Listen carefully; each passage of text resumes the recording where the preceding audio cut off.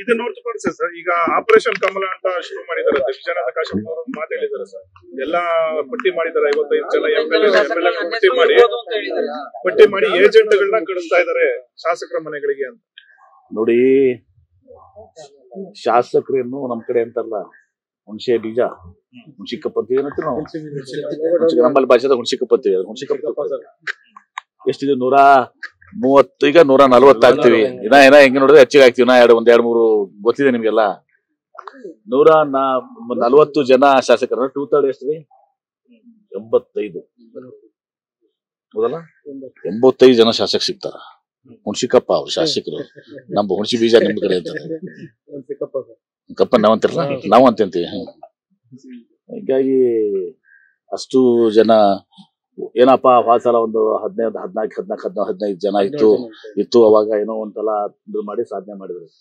85 ಜನ ಮಾಡಕ್ಕೆ ಯಾರೆಂದು ಕೂಡ ಸಾಧ್ಯ ಇಲ್ಲ. ನೋಡಿ, ಇದೆಲ್ಲ ಹೂವಾಪು ನಡೀತದೆ. ಅರ್ಧ ಮಾಧ್ಯಮದವ್ರು ನಿಮ್ದೇ ಇರ್ತದೆ.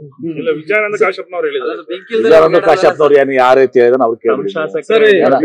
ವಿಜಯಾನಂದ ಹೇಳಿರ್ಬೋದು, ಅವರೆಲ್ಲ ಪ್ರಯತ್ನ ಮಾಡ್ತಿರ್ಬೋದು, ಯಾರೋ ಮಾತಾಡ್ತಿರ್ಬೋದು. ಆದ್ರೆ ವಿಜಯಾನಂದ ಕಾಶ್ಯಪ್ನವ್ರು ಹೇಳ್ಬೇಕು. ಅವರೇ ವಿಜಯಾನಂದ ಕಾಶ್ಯಪ್ನವ್ರು ಸುಳ್ಳು ಹೇಳ್ತಾರೆ.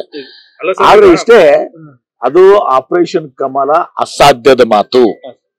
ಅಷ್ಟೇ ಅಲ್ಲ, ಬಿಜೆಪಿನ ಹಿಂದೆನೂ ಹೇಳಿದ್ದೀನಿ, ಬಿಜೆಪಿಯ ಮತ್ತು JDS ನ ಬಹಳಷ್ಟು ಶಾಸಕರು ಕಾಂಗ್ರೆಸ್ ಕದ ಬಡಿತಾ ಇದಾರೆ. 15 ಜನ ನಮ್ ಕಡೆ ಬರ್ತಾ ಇದಾರೆ. ಇಂಥವ್ರಿಗೆ ಆಪರೇಷನ್ ಕಮಲ ಮಾತಾಡ್ತಾ ಇದ್ರಿ ನೀವು.